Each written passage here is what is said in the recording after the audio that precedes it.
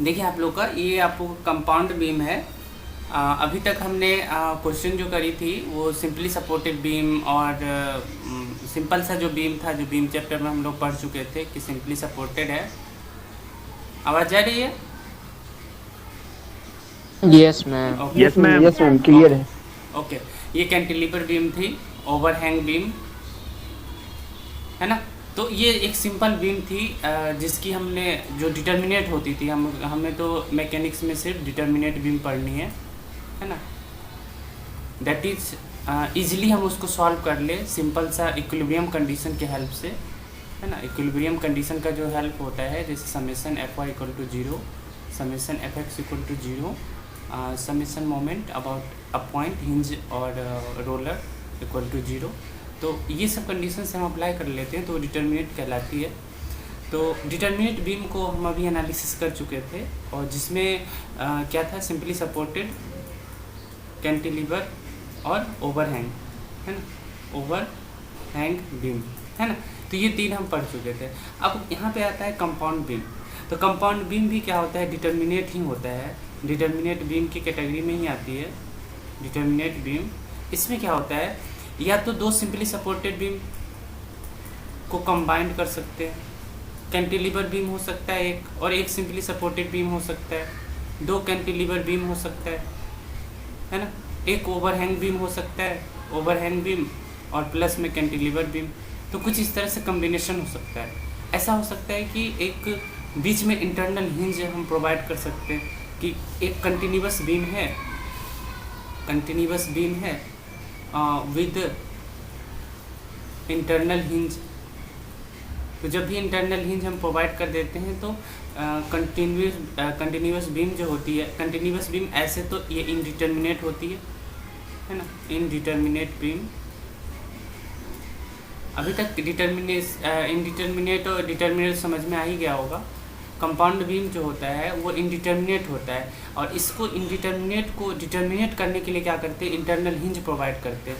जैसे सपोज कर लीजिए इस तरह से आपका कंपाउंड बीम है, तो यहाँ पे आपका अगर हम यहाँ पे इसको सॉल्व करना चाहें तो यहाँ पे 3 अननोन रिएक्शन है। तो अननोन कितने हैं, 3, क्योंकि एक तो यहाँ पे होगा R1, एक यहाँ पे R2, यहाँ पे R3। अगर सॉल्व करेंगे तो अननोन 3 है। और हमारे पास जो रिएक्शन जो हमें वो होता है, जो इक्विलिब्रियम कंडीशन होता है, इक्विलिब्रियम कंडीशन हमारे पास 3 होता है।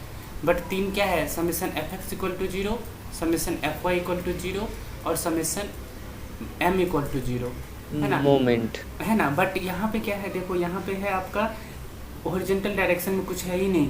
तो इसका मतलब ये वाला तो आपका हट ही गया इक्वेशन, ये तो यूज ही नहीं होगा यहाँ पे, क्योंकि here no horizontal reactions acting.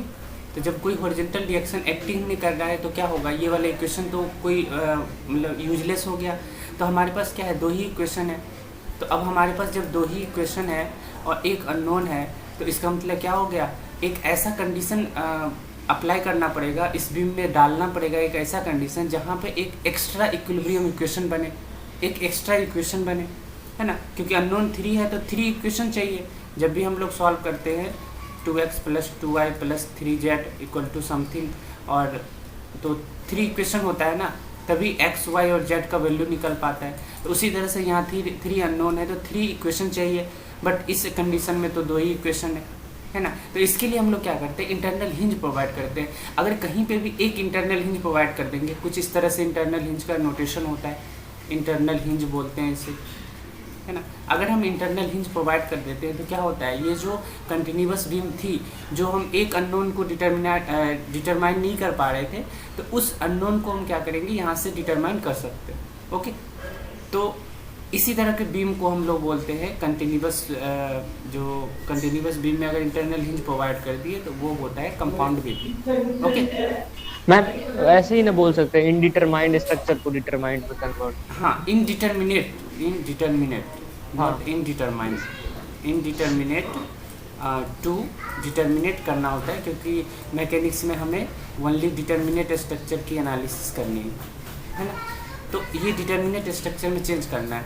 तो अब कंपाउंड में कैसा कैसा हो सकता है, कैसा कैसा शेप हो सकता है, जैसे देखिए और एग्जांपल देख लीजिए और क्लियर हो जाएगा आप लोग को। जैसे सपोज करिए कि आपके पास ये आपके पास ओवरहैंग बीम है ना, ये आपकी ओवरहैंग बीम है। अब आपने क्या किया, इस ओवरहैंग बीम को किसी और बीम के ऊपर डाल दिया, यानी कोई सिंपली सपोर्टेड बीम थी, है ना, उस सिंपली सपोर्टेड बीम के ऊपर डाल दिया। ये ओवरहैंग बीम है ना, तो इसको आपने क्या किया, सिंपली सपोर्टेड बीम के ऊपर डाल दिया। यही क्या होगा, यही होगा आपकी compound beam. Okay, compound beam है ना। इसी तरह से एक तो ये एग्जांपल हो गया, एक आपका कंटिन्यूअस वाला एग्जांपल हमने दी। कंटिन्यूअस वाला मान लीजिए मैम, लेकिन सॉल्व कैसे करेंगे? हाँ वही, पहले समझ लीजिए, पहले तो बीम को समझ लीजिए, उसके बाद हम वही तो बताएंगे, वही तो हम समझाने वाले हैं। सॉल्यूशन के लिए टेंशन मत लो, सॉल्यूशन तो हम कराएंगे ही। एक्स्ट्रा टाइम दे रहे हैं संडे को, जो और कोई प्रॉब्लम हो तो और कोई डिस्कस कर सकते हो, और कोई किसी भी चीज़ को, तो घबराने की ज़रूरत नहीं है। सॉरी, इंटरनल हिंज, तो ये भी हो गई आपकी कंपाउंड बीम, है ना। तो इसमें कुछ डिफिनीशन लिख लीजिए पहले, क्योंकि हो सकता है एग्जाम में आपको कंपाउंड बीम का डिफिनीशन पूछ दे, 2 नंबर में 1 नंबर में आता है। तो ये होता क्या है, a beam consisting of smaller components that have been assembled and fastened together to function as a single unit, है ना। यानी बिल्डिंग हो सकता है, यहाँ पे वो लगा सकते हैं, जैसे पिन जॉइंट पिन लगा सकते हैं, है ना।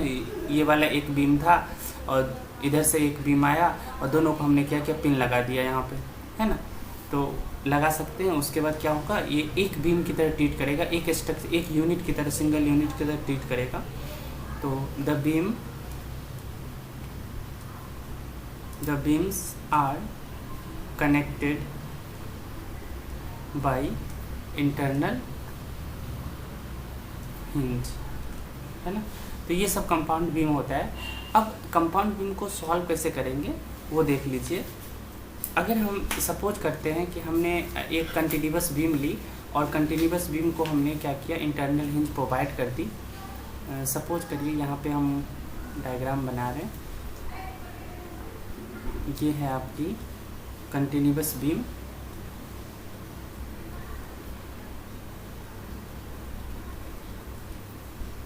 ये आपकी कंटिन्यूअस बीम है।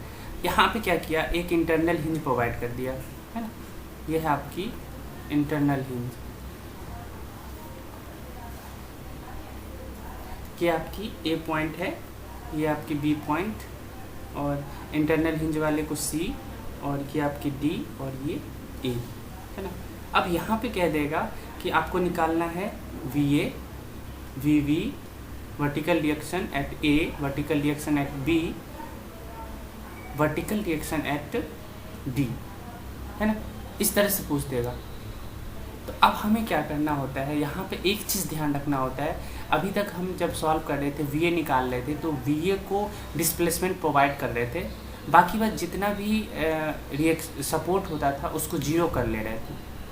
ये तो कंडीशन अप्लाई करना ही करना है कि हमें जिस रिएक्शन को फाइंड करनी है, उस रिएक्शन पे, उस जॉइंट पे, उस सपोर्ट पे हमें डिस्प्लेसमेंट देना है। बाकी बात जितना भी पॉइंट है, जितना भी जॉइंट है, वहाँ पे हमें क्या करना है, जीरो डिस्प्लेसमेंट देना है। अब एक्स्ट्रा चीज़ यहाँ पे क्या ध्यान रखना है, एक्स्ट्रा चीज़ ध्यान रखना है कि अगर हम हिंज के राइट साइड देखें, ये हिंज है आपका सी पॉइंट है, तो सी पॉइंट के अगर हम लेफ्ट में आए, ये लेफ्ट है आपकी, अगर लेफ्ट में जाएं तो लेफ्ट में अगर हम डायग्राम बनाने की कोशिश करें तो ये कुछ इस तरह से डायग्राम बनेगा। तो ये क्या हुआ, ये तो एक बीम हो गया, तो ये आपकी बीम की तरह ट्रीट हो सकती है। अगर आप ये वाला निकालो, ये वाला निकालो, तो बीम की तरह ट्रीट कर सकते हो। समझ में आ रहा है? बट अगर आपको कह देगा कि VD निकाल दो, है ना, VD, तो VD आपका इस साइड है, ये हिंज है और ये है आपकी, और ये E पॉइंट है। तो VD है, यहाँ पे ये बीम की तरह ट्रीट नहीं हो रहा है, तो यहाँ पे क्या होगा, एक ऐसा पॉइंट होगा, ये एक ऐसा पॉइंट है जिस पे क्या होगा, रोटेशन होगा। यानी ये पॉइंट जो है, ये जो जॉइंट है, जैसे हम पिन लगा देते हैं किसी भी चीज़ में, जैसे मान लो कब्जा लगी होती है कहीं पे, जैसे आप डोर को देखे होगे, डोर में कब्जे लगे होते हैं, तो क्या होता है, डोर इधर उधर होता है, मूव करता है, रिवॉल्व करता है। तो उसी तरह से यहाँ पे क्या होगा, जब हम इसकी एनालिसिस करेंगे तो इसको देखना पड़ेगा, इसको रिवॉल्व करके देखना पड़ेगा, है ना। तो अभी हम एक एक करके देखते हैं किस तरह से निकलता है ना, डायग्राम बनाते हैं। तो can you repeat please ma'am? Okay, diagram बनाते हैं तो शायद ज़्यादा क्लियर हो जाएगा, है ना। डायग्राम पे ही समझाते हैं, इसको डिलीट ही कर दो, डायग्राम में जल्दी क्लियर हो जाएगा। देखो,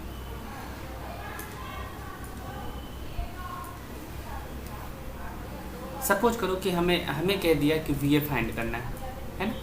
तो VA फाइंड करना है, तो VA फाइंड करने के लिए आप क्या करोगे, ए पॉइंट पे डिस्प्लेसमेंट प्रोवाइड करोगे, कुछ ना कुछ तो प्रोवाइड करोगे ए पॉइंट पे, है ना।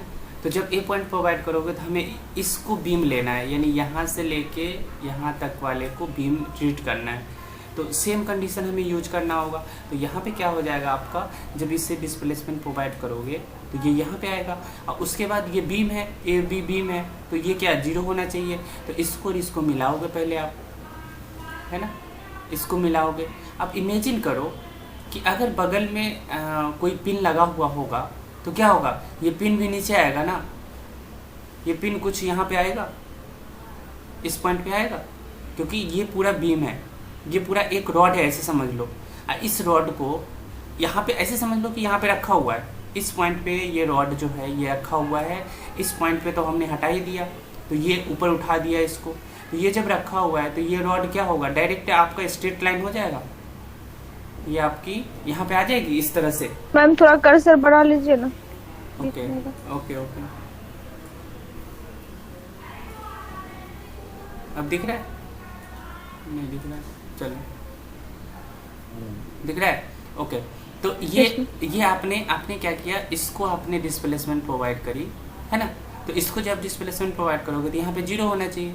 अब क्या होगा, ये जो हिंज है यहाँ पे क्या होना चाहिए, ये अपने आप इमेजिन करो ना कि कोई आपको पिन लगा हुआ है कहीं पे, 2 पॉइंट पे आपने क्या किया, इसको लगा दिया, यहाँ पे पिन लगा दिया, है ना, पिन लगा के और कर दिया। और इसको जब आप नीचे रोटेट करोगे तो क्या होगा, ये मूव करेगा, यहाँ पे रोटेशन होगा, है ना। तो उसी तरह से है कि इस पॉइंट को आप रोटेट कर रहे हो तो क्या होगा, ये वाला पार्ट भी क्या होगा, रोटेट होकर नीचे आएगा, तो ये आपका नीचे की तरफ मूव हो रहा है। समझ में आ रहा है?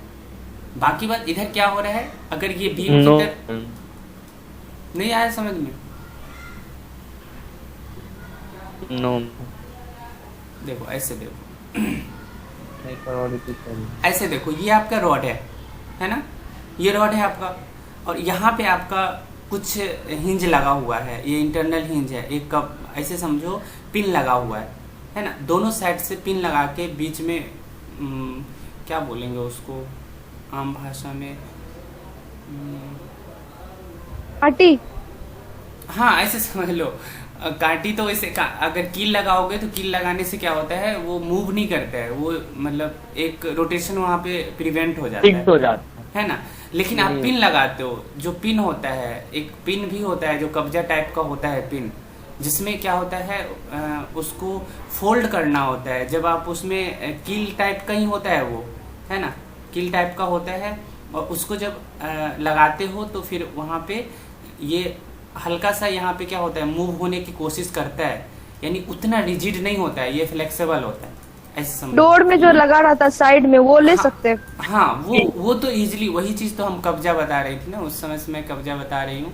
कि Yes, कब्जा जो होता है, तो उसका एग्जांपल ले सकते हो कि वहाँ पे किस तरह से मूवमेंट होता है ना, कि डोर को उधर ले जाते हो तो उधर मूव करता है, इधर ले आते हो तो इधर मूव करता है ना। तो वो एग्जांपल यहाँ पे यूज कर सकते हो। तो देखो ये ए पॉइंट को हमने क्या किया, इस डायरेक्शन में मूव किया, क्योंकि हमें ये वाला वैल्यू चाहिए, वी ए वैल्यू चाहिए। तो इस डायरेक्शन में मूव किया तो क्या होगा, ये वाला जो बी पॉइंट है इसको 0 रखना है, यहाँ पे मूवमेंट देना ही नहीं है। तो क्या होगा, जब ये दोनों जब मिलाएंगे, हम ये दोनों मिलाएंगे, तो उसके बाद आगे वाला जो पोर्शन होगा, क्योंकि ये पूरा तो एक ही है ना, ये पूरा जो पार्ट है ये तो एक ही है, ये तो एक ही है ना।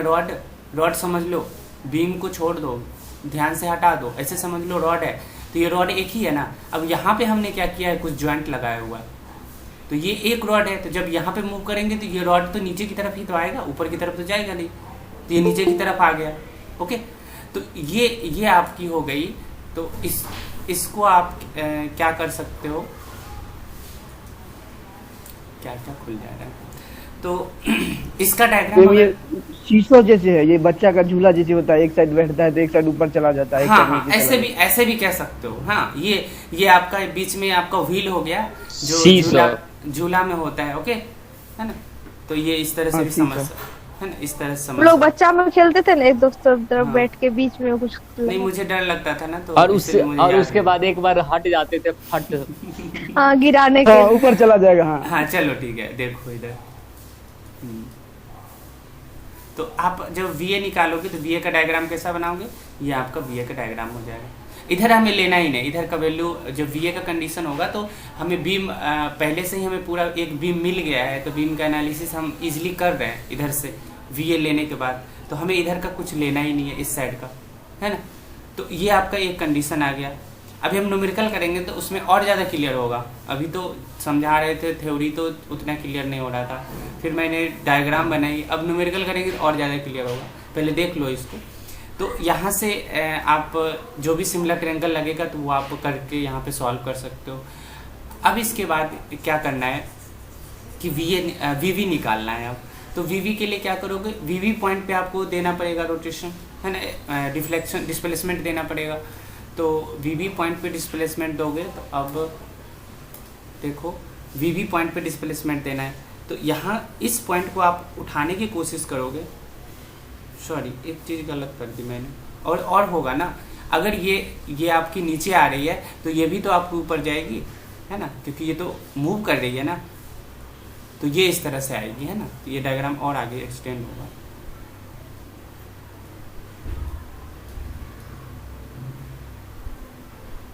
ये इस तरह से आपका बनेगा वी ए का डायग्राम, है ना, क्योंकि ये आपका कब्जा है तो ये आपका मूव करेगा, तो ये जब नीचे की तरफ आएगा तो ये भी क्या होगा, ये दोनों कनेक्ट है एक दूसरे से, है ना, एक दूसरे से कनेक्ट है, तो ये नीचे की तरफ आएगा। जब ये वाला नीचे की तरफ आएगा तो ये भी तो एक ही रॉड है, ये इधर का एक रॉड है, तो ये क्या होगा, ऊपर की तरफ मूव कर जाएगा, है ना। तो अब किस तरह से ये वैल्यू निकलेगा, ये तो निकल जाएगा, सिमिलर ट्रायंगल से हम सारा वैल्यू निकाल के सॉल्व कर लेते हैं, है ना, तो वो हम बाद में देखेंगे। अब हम वीवी का वैल्यू निकाल रहे हैं, तो वीवी का जब वैल्यू निकालोगे तो वीवी के केस में क्या होगा, आप क्या करोगे, वीवी पे दोगे डिफ्लेक्शन, है ना, तो वीवी पे डिफ्लेक्शन दोगे, तो इसको दूसरे कलर से यूज कर रहे हैं। वीवी पे डिफ्लेक्शन मान लो डिस्प्लेसमेंट आपने यहाँ पे दिया, तो उसके बाद आपको क्या करना पड़ेगा, इस पॉइंट पे 0 देना पड़ेगा, तो आप इसको तो मिला दोगे, इसको मिला दोगे इस तरह से। अब आपने क्या किया है, ये वाला एक रॉड है, ये पूरा एक रॉड है, आपने क्या किया, यहाँ से उठा दिया, इसको यहाँ से उठाया इस डायरेक्शन में, तो क्या होगा, ये यहाँ से ये भी तो उठेगा आगे, क्योंकि ये एक ही रॉड है, तो एक ही रॉड है तो ये ऊपर उठेगा, तो ये कहाँ आएगा, सी पॉइंट यहाँ आ जाएगा। जब सी पॉइंट वहाँ आएगा तो डी पे तो 0 रखना है, तो क्या होगा, आप किस पॉइंट से उठा रहे हैं, ये हिंग से, ये रोलर से उठा रहे हैं? अभी बेटा वीवी की बात कर रहे हैं, अच्छा यस में, है ना, तो वीवी की बात कर रहे हैं। तो वीवी के केस में हमें वीवी पे डिस्प्लेसमेंट देना है। जब हम वीवी पे डिस्प्लेसमेंट देंगे तो जो बीम का केस है, जो बीम में क्या है, ये ए बी एक बीम लग रहा है, ए बी सी बीम है, तो क्या होगा, ए पॉइंट पे जॉइंट है, हिंज है, तो हिंज क्या होगा आपका, 0 डिस्प्लेसमेंट होगा, तो यहाँ पे आपका 0।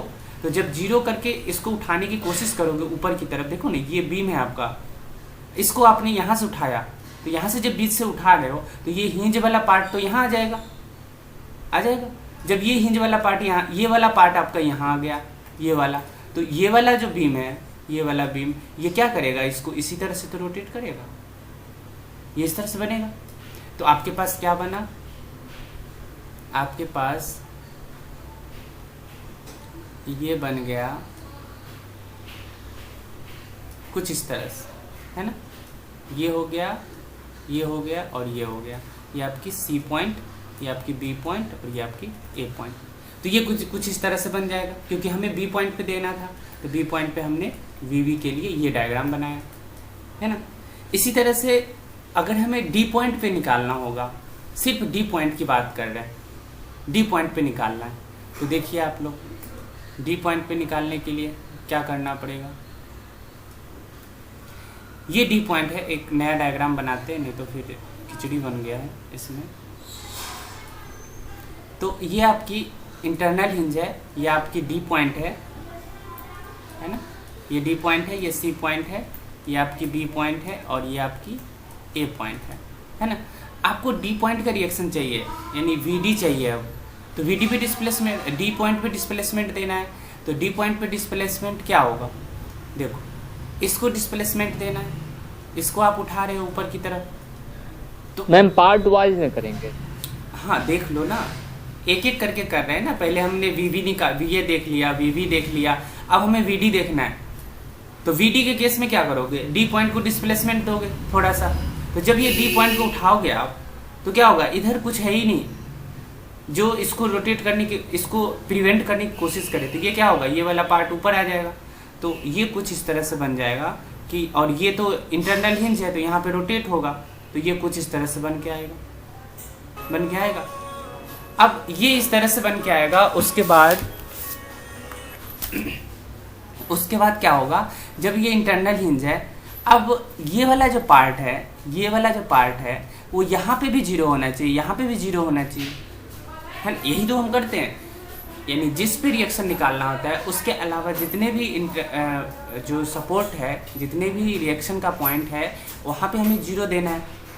तो यहाँ भी जीरो देना है, यहाँ भी जीरो देना है। तो अब ये असंभव है ना कि ये इधर वाला पार्ट कहीं मूव कर पाए ऊपर की तरफ या नीचे की तरफ, क्योंकि ये दोनों प्रिवेंट कर रहा है, दोनों पे जीरो है। तो आपका शेप कुछ इस तरह से बन के तो आएगा नहीं, क्योंकि ये एनालिसिस हमें करना नहीं है इस तरह से, है ना। हमें स्ट्रेट लाइन देना है, हमें सिंपल डिस्प्लेसमेंट देना है। तो यहाँ पे क्या हो जाएगा, सिर्फ आपका ये वाला पार्ट हो जाएगा। तो इसको जब बनाओगे तो इसको डायरेक्ट आप इस तरह से बना सकते हो, ये है ना। ये आपकी हो गई डी पॉइंट यानी वी, और ये आपकी ई पॉइंट और ये आपकी सी पॉइंट। तो वी के लिए आपको इतना ही करना पड़ेगा, ओके। तो इस पे हम एक क्वेश्चन लेते हैं, फिर क्वेश्चन लेके सॉल्व करते हैं, तो शायद और ज़्यादा क्लियर हो आप लोग को। तो क्वेश्चन देखिए आप लोग,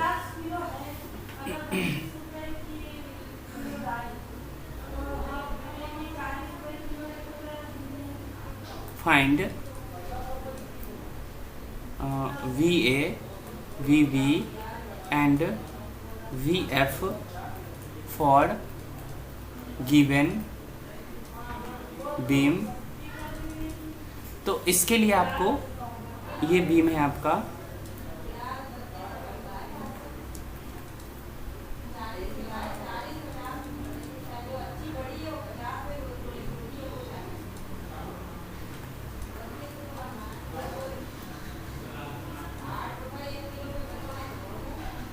ये है आपकी 15 किलो न्यूटन, और ये आपकी है 40 किलो न्यूटन।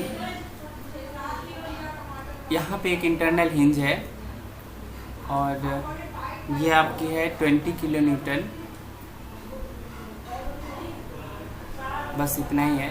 ए है ये पॉइंट, ये आपकी बी है, ये आपकी सी है, और ये डी है, ई, एफ एंड जी। और डिस्टेंस दी हुई है, इसकी स्पैन लेंथ है 2 मीटर, दिस इज 1.5 मीटर। और ये जो पार्ट है इसकी दी हुई है 1.5 मीटर, ये भी आपकी 1.5, और ये भी आपकी 1.5, और ये आपकी 2 मीटर, है ना। इस तरह से बीम दिया हुआ है। तो देख के लग रहा है बहुत मतलब भारी सा बीम है, थोड़ा सा टफ फ्लैक्स लग रहा है। ना, टफ लग रहा है थोड़ा सा, है ना, बट बहुत सिंपल है, इसमें कुछ नहीं करना है, एक एक करके हमें मैम analysis लेकिन हर करना एक पॉइंट पे निकालना पड़ेगा।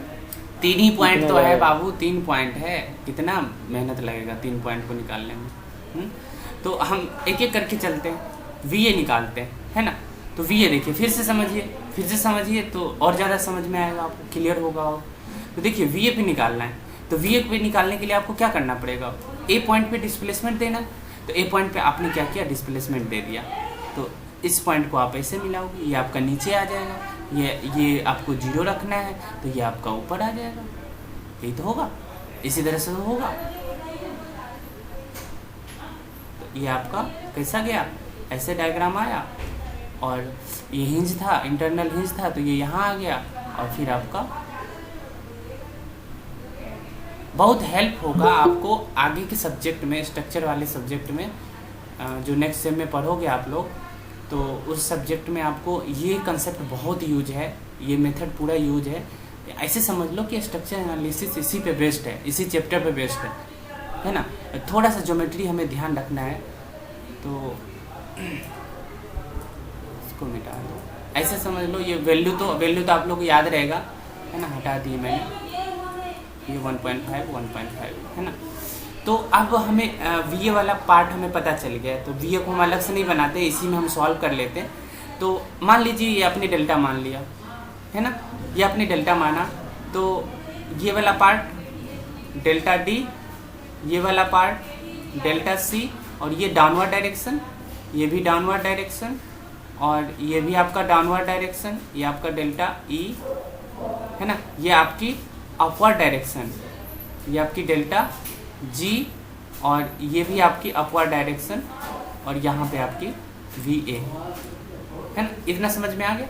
अब आप लगा दो यहाँ पे सिमिलर ट्रायंगल, है ना, यूजिंग सिमिलर ट्रायंगल।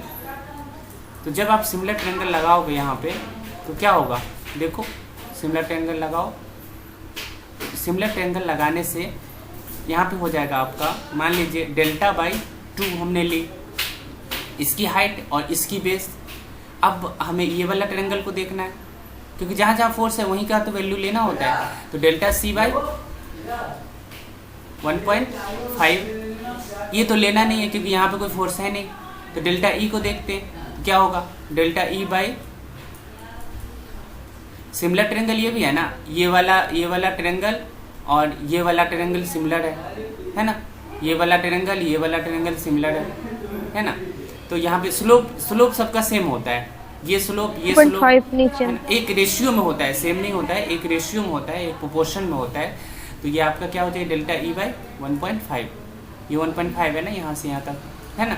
उसके बाद आपका क्या है, डेल्टा G बाई 2, क्योंकि इसमें 2 है, समझ में आ गया। तो ये है आपका, यस मैम, है ना। आपको ऐसे नहीं समझ में आ रहा है तो आप दूसरे तरीके से भी सॉल्व कर सकते हो इसे, है ना। आपको जैसे समझ में आ रहा है कैसे मैम, वैसे दूसरे तरीके से कौन सा? tan थीटा निकाल लो, ये एंगल निकाल लो, थीटा निकाल लो। यस सर, एंगल इक्वल होगा, है एंगल ना? इक्वल होगा, यस। हाँ, एंगल इक्वल होगा। और उस उसके तरह से- बाद कोई और मेथड है मैम? नहीं, और कोई मेथड वर्टिकली अपोजिट। नहीं है ना। इतना भी सिंपल मत जाओ, यही करना पड़ेगा पूरी सिविल इंजीनियरिंग। मैम है, इसी इससे को भी सिंपल सिंपल मेथड मैम इसी को सिंपल बनाना होगा प्रैक्टिस। हाँ, इसी को प्रैक्टिस करोगे तो सिंपल हो जाएगा। अब नो देखो मैम, इससे भी सिंपल मेथड है। अच्छा, अभी पहले पढ़ लो, फिर मुझे समझा देना बाद में, है ना। अभी रिकॉर्ड कर रही हूँ, टाइम नहीं है। अब देखो इधर, इसको सॉल्व करोगे आप, principle of virtual work equal to 0, तो क्या हो जाएगा आपका, VA इंटू डेल्टा, दोनों पॉजिटिव होगा क्योंकि दोनों अपवर्ड डायरेक्शन में।